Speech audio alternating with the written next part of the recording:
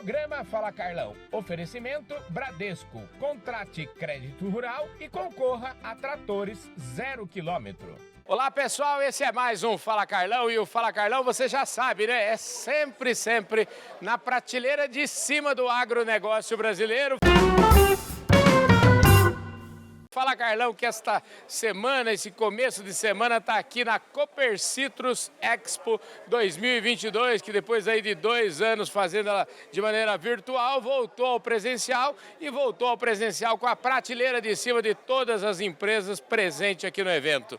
É o caso agora, gente. Eu estou aqui do meu lado, está o diretor de marketing e agronomia da Netafim, que é uma das líderes da irrigação, e vocês inclusive já acompanharam aí, a gente participou aí com o Degob, fomos mostrar lá o centro Ecossistema Copercitrus, e um dos destaques do ecossistema da Copercitrus foi justamente o stand de irrigação, que estava ali na boca da botija, e vocês viram então a importância que é a irrigação, um dos pilares do desenvolvimento da nossa agricultura brasileira. Ô Carlos, em primeiro lugar, muito obrigado pela sua presença aqui, viu? Muito obrigado, Carlão. Eu queria te dizer que assim, para mim é uma alegria enorme estar falando com você, né? Eu vi meus colegas da Netafim todos falando e eu confesso que eu não vi a hora da minha vez. Então eu estou muito feliz aqui de estar falando com você, é um prazer muito grande. Quando é que você decidiu que você queria seguir essa linha da agronomia? Legal, meu pai, ele formou em agronomia e sempre foi para mim uma grande inspiração, né? Então a minha decisão pela agronomia veio realmente do meu pai.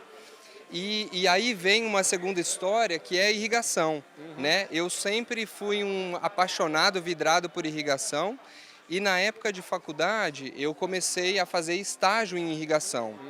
E aí tive a oportunidade, poxa, a maior empresa de irrigação é a Netafim, eu quero entrar nessa empresa.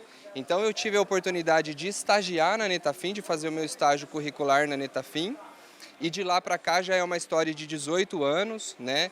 Tive a oportunidade de passar diversas áreas da empresa, né? E nos últimos 4 anos, de fato, dirigindo aí o departamento de marketing e o departamento de agronomia da empresa. Você é muito fora da curva, né? Porque além de saber que queria ser agrônomo, já sabia com o que queria trabalhar e eis você aqui trabalhando com aquilo que seu coração pedia, né, rapaz? Exatamente, exatamente. E eu vou te dizer, Carlão, que pra gente é uma alegria muito grande, né?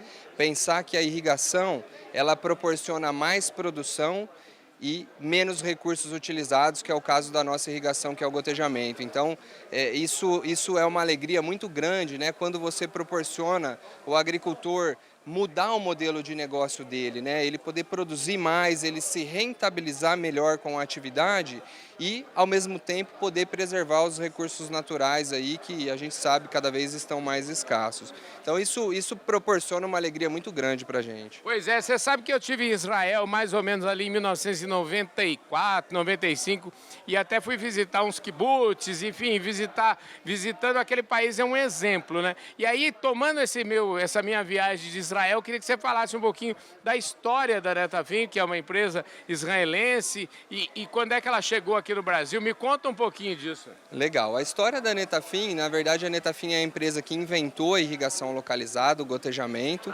É uma história de 60 anos, pouquinho mais de 60 anos, que se deu lá no sul de Israel, que é uma área mais desértica do país, né?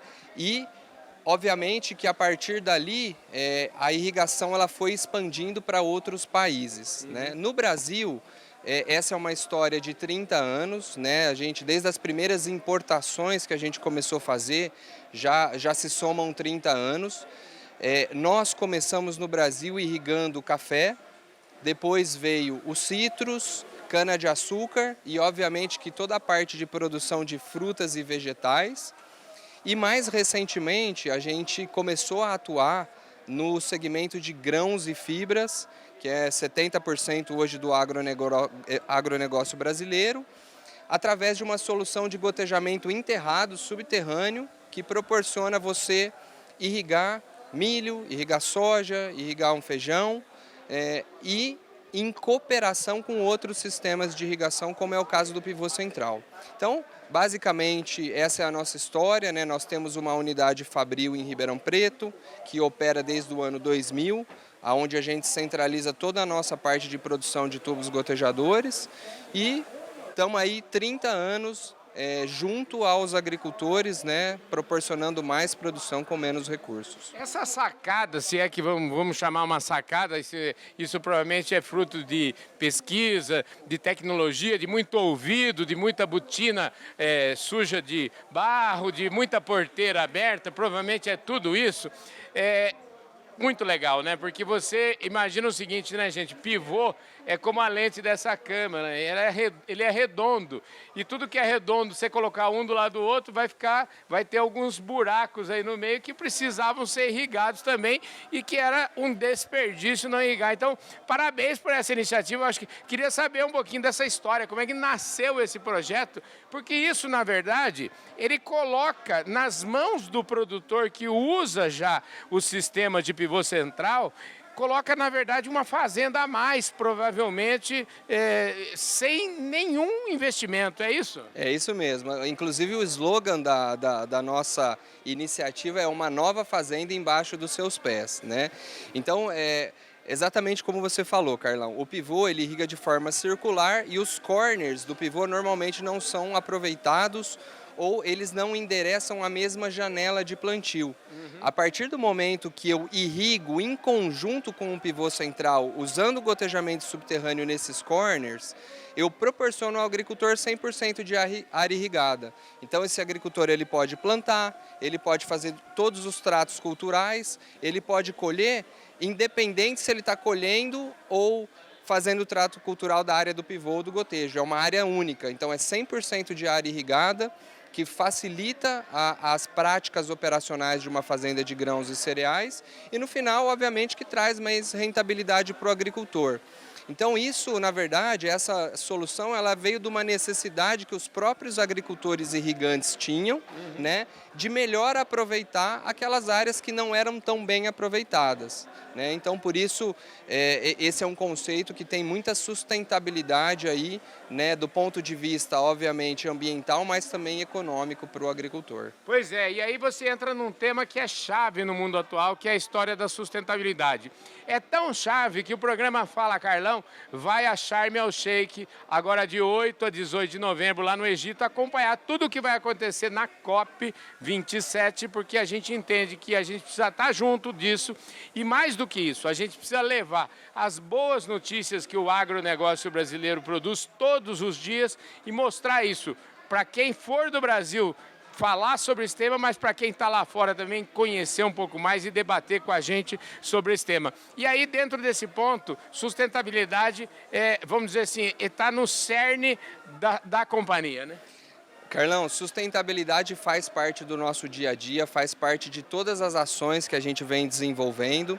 E só para dar um corpo, colocar um exemplo aqui para você, sustentabilidade para a gente usa um termo que chama produtividade da água, que é quantos milímetros eu gasto para fazer uma tonelada de alimento. Isso para mim é o conceito mais puro que existe de sustentabilidade, aonde através de uma irrigação precisa, no momento certo, na hora certa, eu consigo otimizar a quantidade de água e produzir o alimento, ou seja, eu consumo menos milímetros para fazer uma tonelada de alimento. Então a minha produtividade da água, ela é melhor, ela é mais eficiente.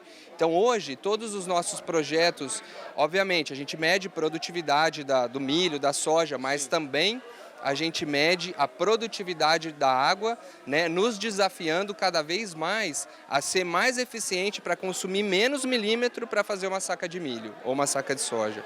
Maravilha. Olha, deixa eu te falar, a gente está seguindo aqui para os finalmente da nossa prosa, mas eu não podia deixar de falar. O Alisson Paulinelli, que todos nós conhecemos, um brasileiro, segundo o Roberto Rodrigues fala, sempre é o mais importante brasileiro vivo hoje na atualidade. Ele fala sempre da importância e dos desafios que o Brasil tem para se tornar efetivamente a grande potência alimentar que o mundo precisa e que o mundo enxerga no Brasil. E dentre vários pilares que ele fala que vão contribuir para que isso aconteça, um deles é a irrigação. O outro, para dar um exemplo, é a integração lavoura, pecuária e floresta. Então, eu queria que você comentasse essa posição do Paulinelli em relação à irrigação e como é que anda o crescimento dessa tecnologia aqui no Brasil. Muito legal, Carlão. Eu queria começar a minha fala dizendo primeiro que nas últimas 2 décadas a irrigação no Brasil ela crescia a taxas, vamos imaginar, de 2000 a 2010 ela crescia na média 100 mil hectares, 100 mil novos hectares irrigados a cada ano. De 2010 a 2020 essa taxa ela dobrou, então a gente fala aí num valor médio de 200 mil hectares ano. 2021, né, os números consolidados, eles já somam mais de 400 mil hectares irrigados, então a gente vê que a gente está entrando, de fato, num novo patamar de agricultura irrigada. E entendendo um pouquinho do potencial de irrigação no Brasil, a gente sabe que esse potencial pode ultrapassar 500 mil hectares ano de área irrigada. Então, assim, a gente costuma dizer que a gente está com a faca e o queijo na mão, né? Nós estamos no país certo, com a infraestrutura certa, né, com a agricultura correta, para, de fato, né, fazer com que a agricultura irrigada seja um importante jogador aí da produção de alimentos. Para a gente fechar aqui, eu acho que assim, tudo isso, como eu sempre digo, o nosso discurso aqui está muito bem encaixado, parece aquelas apresentações maravilhosas de PowerPoint que todo mundo faz, e aí vem aquela seguinte pergunta, né? Mesmo assim, talvez a taxa de crescimento, a taxa perante o total que a gente tem de área versus o percentual que é irrigado, eu tenho a impressão que ainda está no comecinho. O que precisa, quais são os desafios que a gente precisa para fazer isso crescer? Acho que é um ponto excelente, viu, Carlão, que você coloca aqui para a gente. E de fato, né, assim, por que não se irriga mais? De fato, a irrigação ela ainda representa um percentual, nós estamos falando de pouco mais de 6 milhões de hectares irrigados dentro de todo o nosso parque produtivo, né? Então ainda existe um caminho grande a chegar, né? Mas o momento que a gente vive é um momento que o agricultor brasileiro ele fez investimentos pesados dos últimos 10, 20 ou até 30 anos, do ponto de vista de infraestrutura de fazenda, de armazenamento de grãos, de armazenamento de água.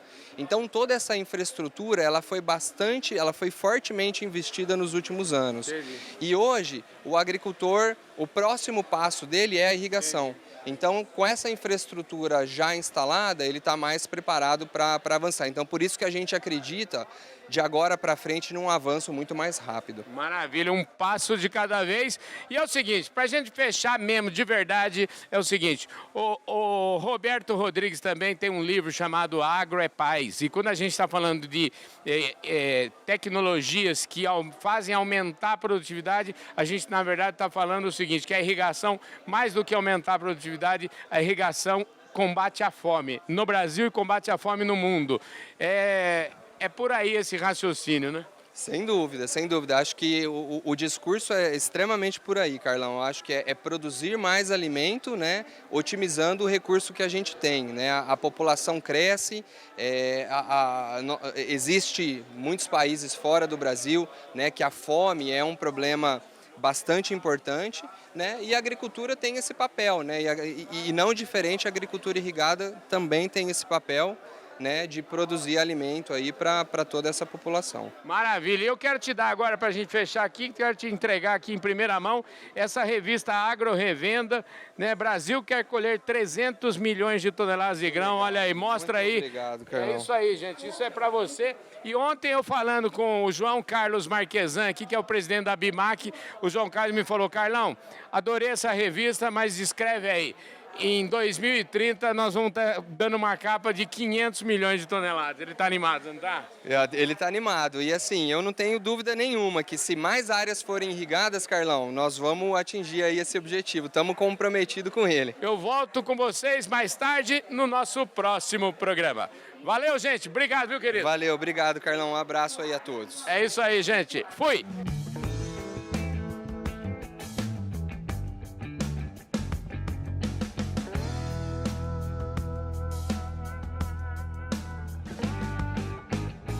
Programa programa Fala Carlão. Oferecimento Bradesco. Contrate crédito rural e concorra a tratores 0 km.